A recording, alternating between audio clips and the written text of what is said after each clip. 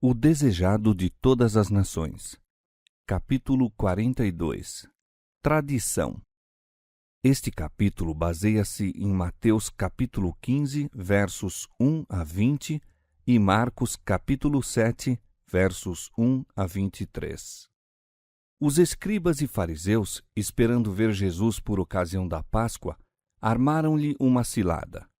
Jesus, porém, conhecendo-lhes o desígnio, absteve-se dessa reunião. Então chegaram ao pé de Jesus uns escribas e fariseus. Como ele não fosse para onde eles estavam, foram eles ter com Jesus. Por algum tempo parecia que o povo da Galiléia o havia de aceitar como o Messias, derribando-se o poder da hierarquia naquela região.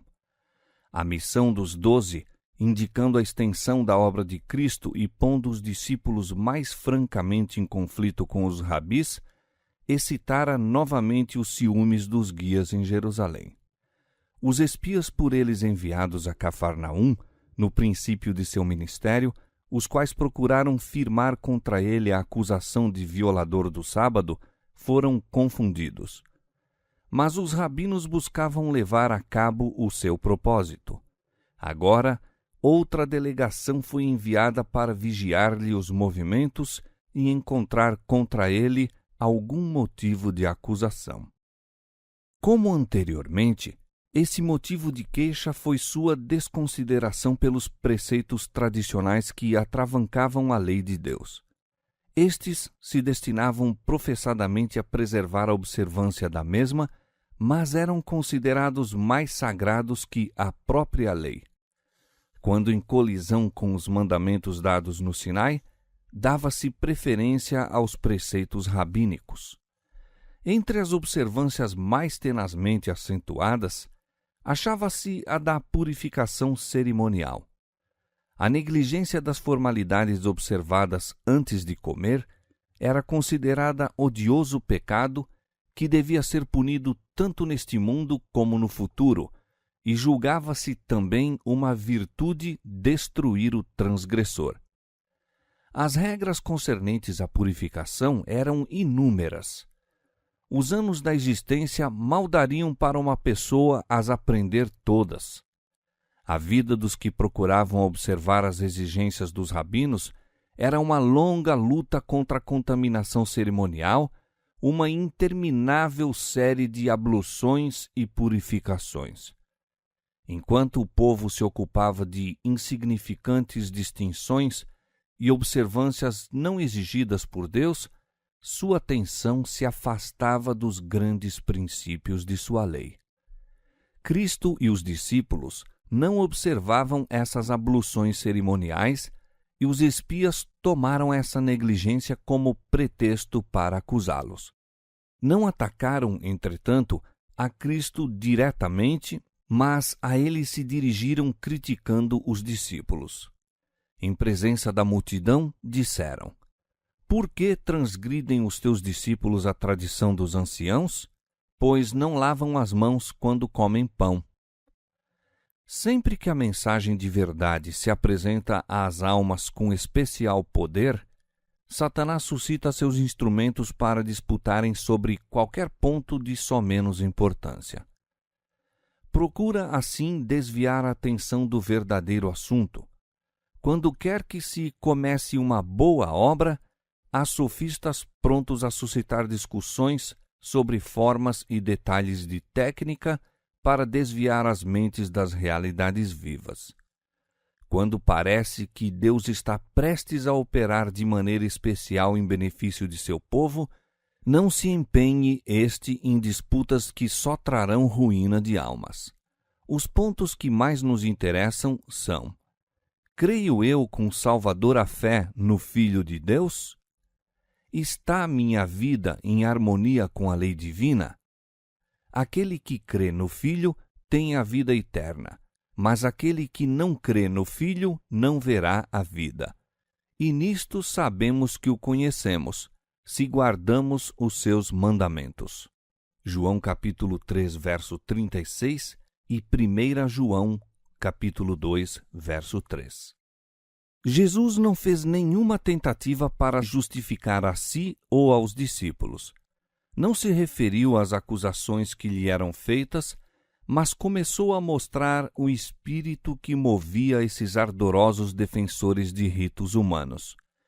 Deu-lhes um exemplo do que estavam repetidamente fazendo e tinham feito mesmo antes de ir procurá-lo. Bem invalidais o mandamento de Deus, disse ele, para guardardes a vossa tradição. Porque Moisés disse, honra a teu pai e a tua mãe, e quem maldisser ou o pai ou a mãe, morrerá de morte. Porém, vós dizeis, se um homem disser ao pai ou à mãe, aquilo que poderias aproveitar de mim é corbã, isto é, oferta ao Senhor, esse não precisa honrar nem a seu pai, nem a sua mãe. Punham de parte o quinto mandamento, como não sendo de nenhuma importância, mas eram por demais exatos em executar a tradição dos anciãos. Ensinavam ao povo que a dedicação de sua propriedade ao templo era um dever mais sagrado que o próprio sustento dos pais, e que, por maior que fosse a necessidade, seria sacrilégio dar ao pai ou à mãe qualquer parte do que fora assim consagrado. Um filho desobediente só tinha que proferir a palavra corbã acerca de seus bens, dedicando-os assim a Deus, e podê-los-ia conservar enquanto vivesse, e por sua morte ficariam pertencendo ao serviço do templo. Estava assim, tanto em vida como na morte, na liberdade de desonrar e prejudicar os pais sob a capa de pretendida devoção a Deus. Nunca por palavra ou ato diminuiu Jesus a obrigação do homem de apresentar dádivas e ofertas a Deus. Fora Cristo que dera todas as instruções da lei quanto a dízimos e ofertas. Quando na terra, louvou a mulher pobre que deu ao tesouro do templo tudo o que tinha. Mas o aparente zelo dos sacerdotes e rabis era um fingimento para acobertar seu desejo de engrandecerem a si mesmos. O povo era enganado por eles. Estava suportando pesados encargos que Deus lhe não impusera. Os próprios discípulos de Cristo não estavam libertos, inteiramente, do jugo sobre eles posto pelos preconceitos herdados e pela autoridade dos rabinos. Manifestando agora o verdadeiro espírito desses rabis, buscava Cristo livrar da escravidão da tradição todos quantos na verdade desejassem servir a Deus. Hipócritas, disse ele, dirigindo aos espias. Bem profetizou Isaías a vosso respeito, dizendo, este povo honra-me com os seus lábios, mas o seu coração está longe de mim. Mas em vão me adoram, ensinando doutrinas que são preceitos dos homens. As palavras de Cristo eram uma acusação a todo o sistema de farisaísmo. Declarou que, pondo suas próprias exigências acima dos preceitos divinos, os rabis se estavam colocando a si mesmos acima de Deus.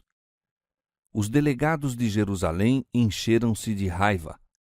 Não podiam acusar a Cristo de transgressor da lei dada no Sinai, pois ele falava como defensor da mesma contra as tradições deles. Os grandes preceitos da lei, apresentados por ele, apareciam em chocante contraste com as insignificantes regras de feitura humana. Ao povo e depois, mais plenamente, aos discípulos, Jesus explicou que a contaminação não procede do exterior, mas do interior. Pureza e impureza pertencem à alma.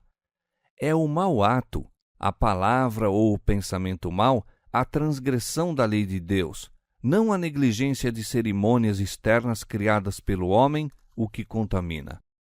Os discípulos notaram a cólera dos espias ao serem expostos seus falsos ensinos. Viram os olhares zangados e ouviram as palavras, meio murmuradas, de descontentamento e vingança.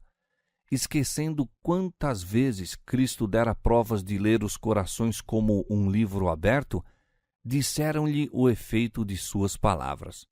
Esperando que ele apaziguasse os enraivecidos magistrados, observaram a Jesus. Sabes que os fariseus, ouvindo essas palavras, se escandalizaram?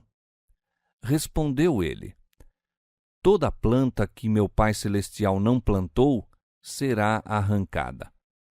Os costumes e tradições tão altamente considerados pelos rabis eram deste mundo, não do céu. Por maior que fosse sua autoridade para com o povo, não podiam resistir à prova da parte de Deus.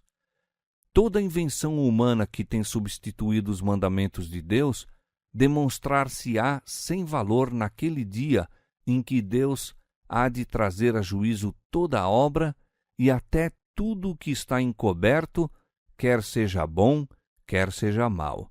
Eclesiastes 12:14. Não cessou ainda a substituição dos preceitos de Deus pelos dos homens. Mesmo entre os crentes acham-se instituições e costumes que não têm melhor fundamento que as tradições dos pais. Essas instituições, baseadas em autoridade meramente humana, têm suplantado as de indicação divina. Os homens se apegam às suas tradições e reverenciam seus costumes, nutrindo ódio contra os que lhes procuram mostrar que estão em erro. Nesta época, quando somos mandados chamar a atenção para os mandamentos de Deus e a fé de Jesus, vemos a mesma inimizade que se manifestava nos dias de Cristo. Acerca do povo remanescente de Deus está escrito: E o dragão irou-se contra a mulher e foi fazer guerra ao resto de sua semente, os que guardam os mandamentos de Deus e têm o testemunho de Jesus Cristo. Apocalipse capítulo 12, verso 17. Mas toda a planta que meu Pai Celestial não plantou será arrancada. Em lugar da autoridade dos chamados pais da Igreja, Deus nos pede aceitar a palavra do Pai Eterno, o Senhor do céu e da terra. Aí somente se encontra a verdade sem mistura de erro. Davi disse: Tenho mais entendimento do que todos os meus mestres, porque medito nos teus testemunhos. Sou mais prudente do que os velhos, porque guardo os teus preceitos. Salmo 119, versos 99 e 100. Que todos os que aceitam a autoridade humana, os costumes da Igreja ou as tradições dos pais, atendam à advertência envolvida nas palavras de Cristo. Em vão me adoram, ensinando doutrinas que são preceitos dos homens.